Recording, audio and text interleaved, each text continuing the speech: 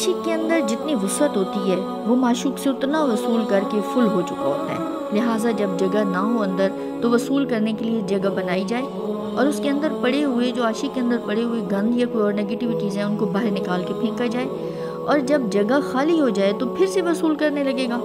یہ ایسے ہی ہے جیسے ہم کتنے ہی پیاسے ہوں، جب اپنی پیاس کے مطابق پانی پی لیں گے تو مزید تو نہیں پیا جائے گا،